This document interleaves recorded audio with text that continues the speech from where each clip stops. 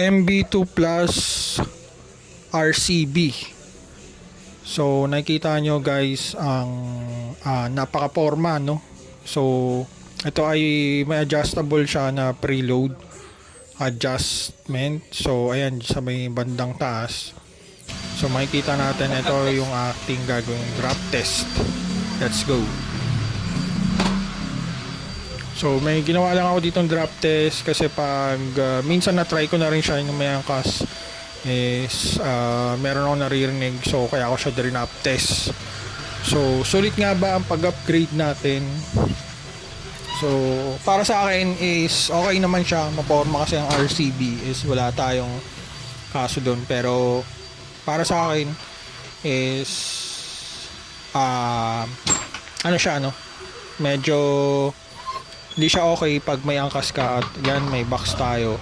So kung may box ka, ikaw yung tipong may box at may lagi ka nag-aangkas or meron ka laging angkas or minsan may angkas ka and nag-aangkas biker ka, is wag mo siyang gamitin or ilagay sa inyong motor. So ang gagawin natin dito, ang mas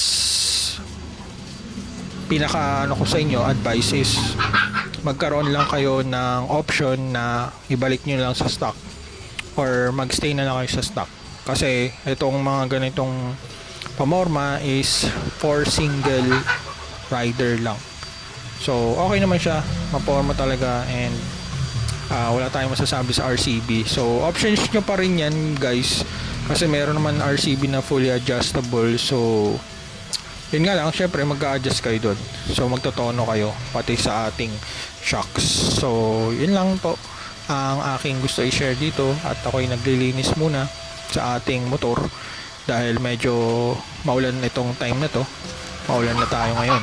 Actually maulan na ang season na to. Pati ang cellphone ko nababasa ako na.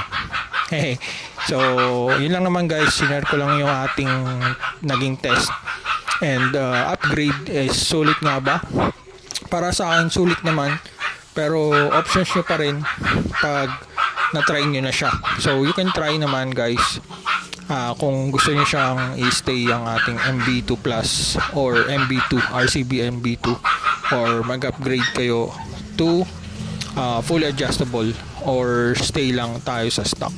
So options nyo pa rin sa mga rider yan, kasi depende naman sa essential ng rider kung nag-aangkas siya palagi or may box siya sa ayun lang. Thank you for watching. Bye-bye.